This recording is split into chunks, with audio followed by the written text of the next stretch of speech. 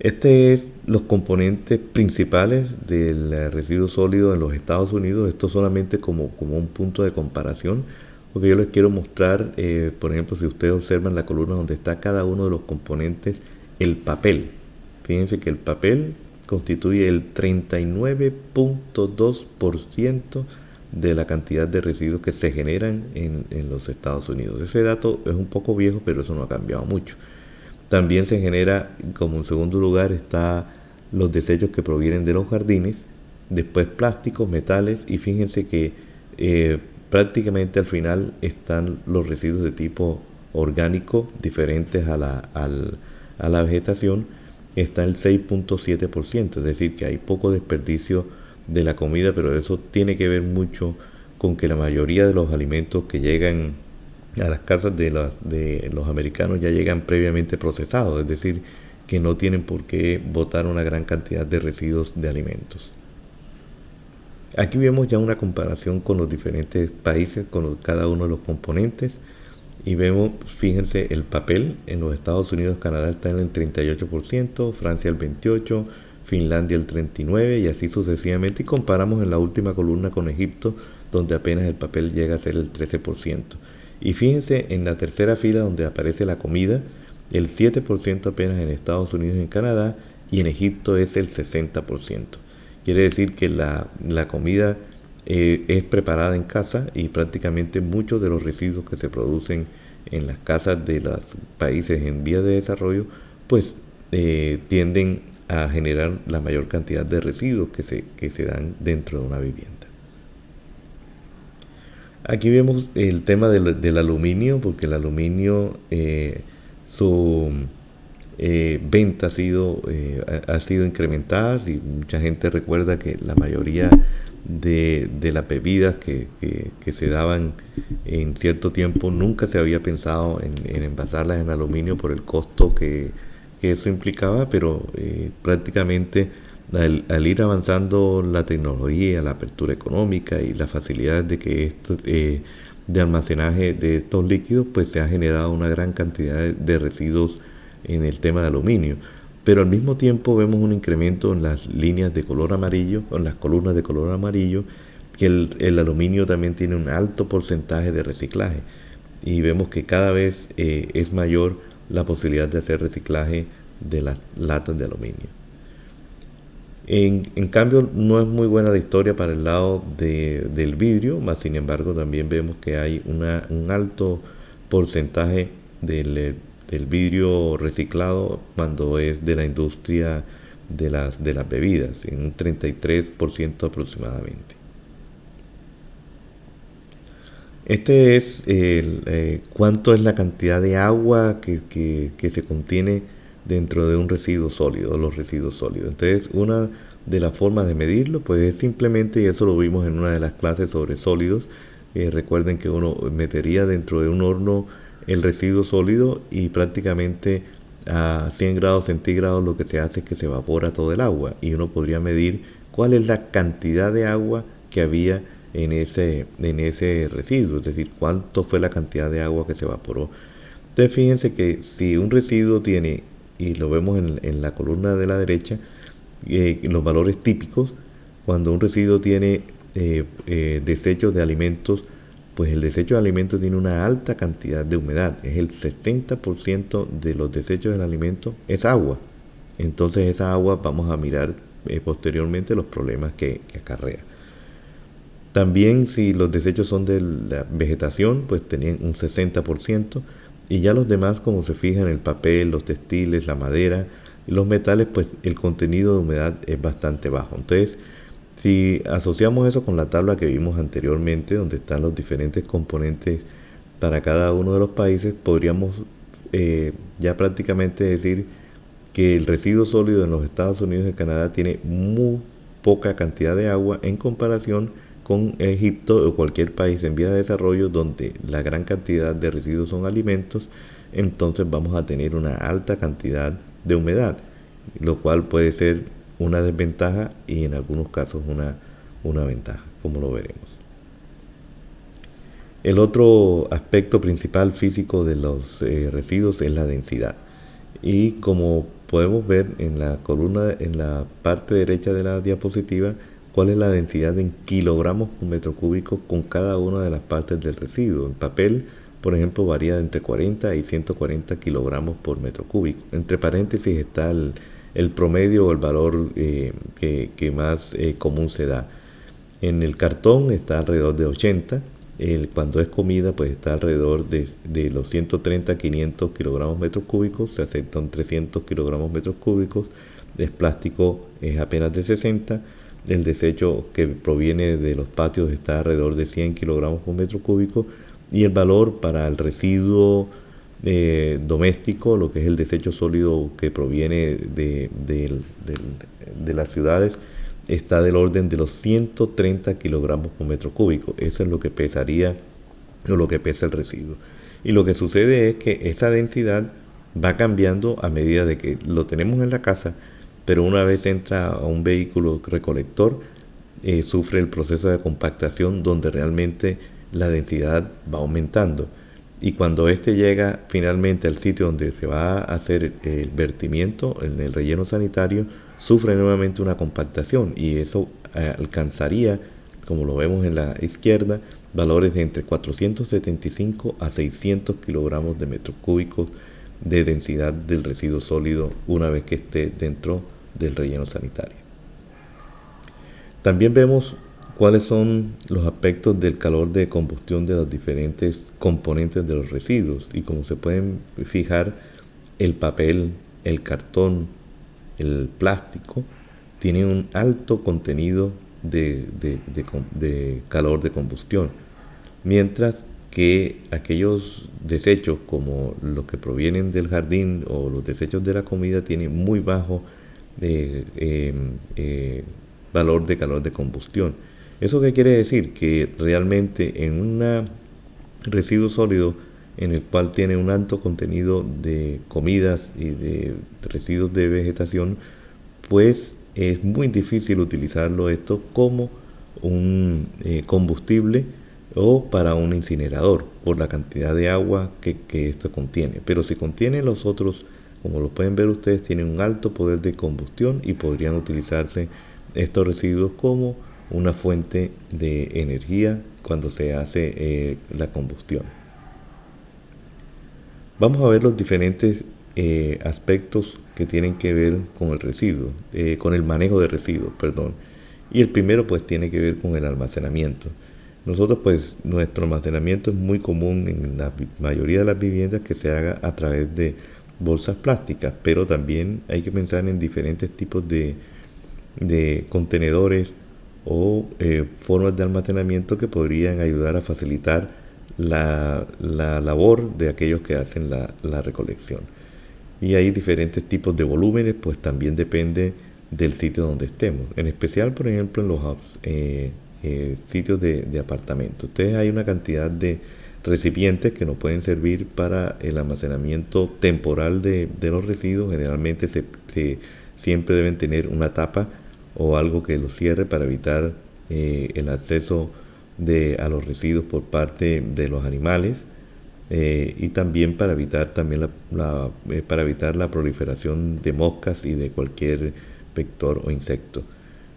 En los apartamentos, cuando ya hay una alta cantidad de densidad, pues y el alto costo también de lo que podría ser el metro cuadrado en ciudades como Cartagena, pues se trata de que en estos sitios donde hay una alta producción de residuos, se pudiese también utilizar unos contenedores donde se pudiese compactar la basura para que ésta reduzca el volumen, adquiera un poco más de peso, pero también al mismo tiempo se controla la posibilidad de tener una gran cantidad de residuos dentro de zonas residenciales donde haya bastante cantidad de habitantes. Seguir con el tema de residuos sólidos en esta parte, pues ya vimos que lo que es el manejo de los residuos sólidos parte del conocimiento de la generación de los residuos, del almacenamiento y en este tema corto que tiene que ver con la recolección y el transporte de estos residuos.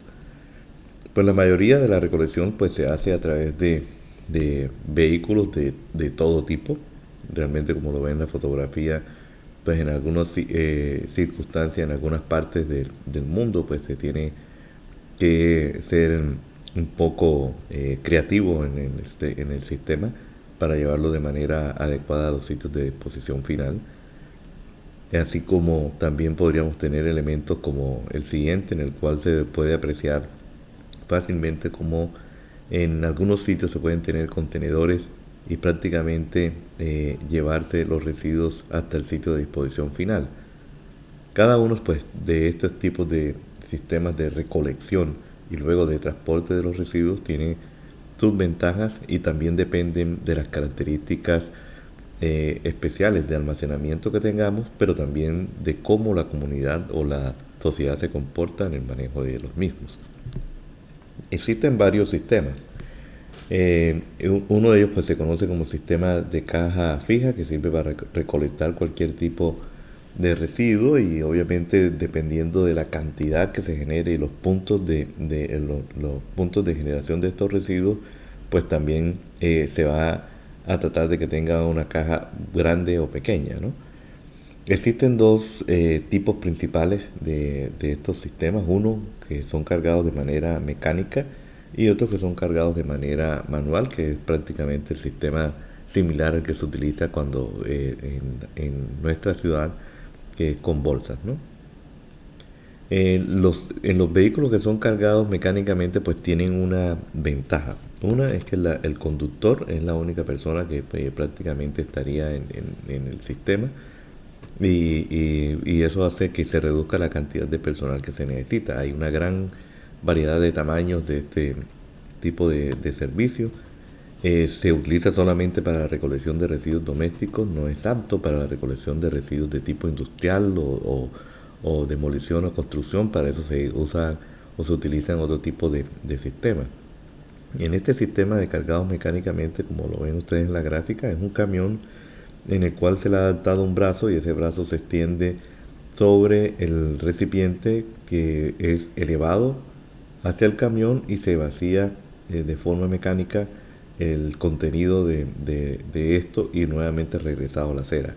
El único problema que tendríamos nosotros con respecto a esto es que tiene que colocarse a cierta distancia, las aceras tienen que ser prácticamente simétricas y obviamente no estos tipos de contenedores pues podrían ser objeto de hurto o cualquier tipo de vandalismo, y por eso que no solamente este tipo de sistema puede ser implementado si no hay una educación antes de que se lleve a cabo. Pero hay un ahorro esencial en el costo del personal que estaría trabajando en el sistema de residuos sólidos. También, que es el más conocido y el más utilizado, son los sistemas con vehículos cargados de forma manual.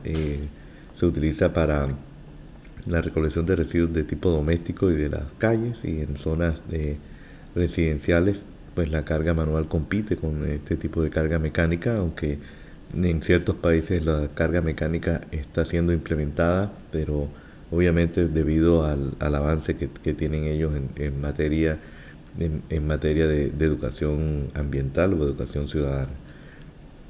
En este caso, pues el que nosotros conocemos, se necesitan prácticamente de 2 a 3 personas para la recolección y en algunos casos la cuarta persona que sería el conductor.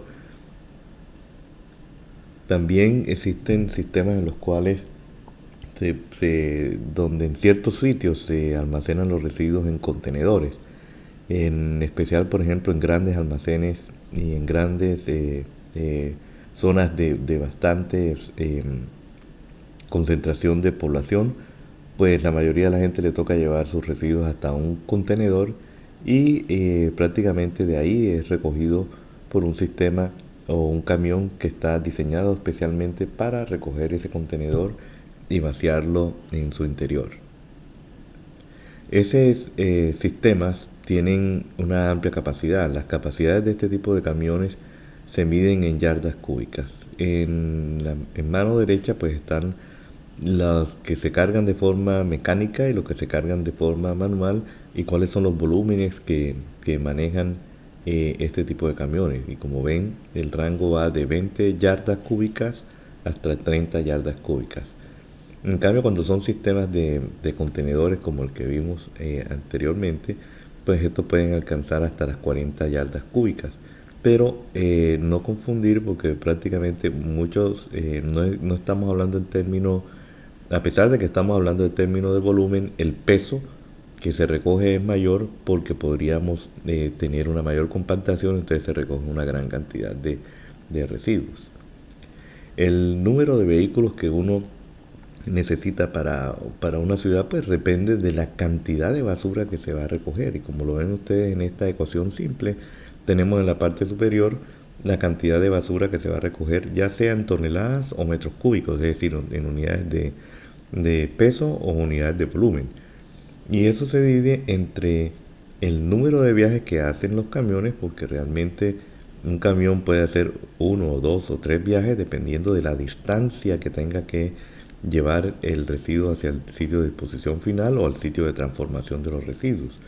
Y ese número de viajes se multiplica por la capacidad del vehículo. Y como se pueden dar cuenta, entonces, si una ciudad genera N toneladas de basura y cada vehículo tiene una capacidad de ciertas toneladas de basura, pero pueden hacer uno, dos o tres viajes, pues ahí nos daría la cantidad de vehículos que serían necesarios para cierta ciudad o de pronto cierto sector de la ciudad. La fórmula es un poquito más compleja cuando en el viaje porque después de que haya recorrido una zona, pues no va a recoger la misma zona, recorrería otra zona, y los tiempos varían de acuerdo con eso. Así como lo ven en la gráfica, todo el sistema pues parte o sale de un garaje. En el garaje se guardan los vehículos. El vehículo tarda un tiempo T1 en ir del garaje hasta el sitio de recolección donde están las viviendas. Mientras hace la recolección se gasta un tiempo T2. Del T2, o sea, del sitio de recolección, después el vehículo ya viaja lleno de residuos hasta el sitio de disposición final, que sería lo que consume un tiempo T3. El tiempo T4 es lo que demora el camión en hacer la descarga en el sitio de relleno. Eso también depende de la cantidad de vehículos que se puedan atender en el mismo tiempo en el relleno sanitario. Entonces ahí se tarda un tiempo T4. Y como se puede ver, hay un ciclo nuevo, un T5, un T6, un T7, que es si se recorre otro tipo de zona. Y después de que termine de descargar su último viaje hacia el relleno sanitario, entonces se tarda un tiempo T8, que es la distancia o para cubrir la distancia desde el sitio de vertimiento para regresar nuevamente al garaje. Entonces, esa suma de esos tiempos nos da a nosotros realmente cuál es la cantidad de horas que podría demorar en recorrer uno, dos o tres sectores y llevar eso hacia el sitio de relleno sanitario. Todo esto se debe cumplir, obviamente, dentro del término de una jornada laboral. Entonces, en la cantidad de vehículos no voy a detallar en el tema de la ecuación.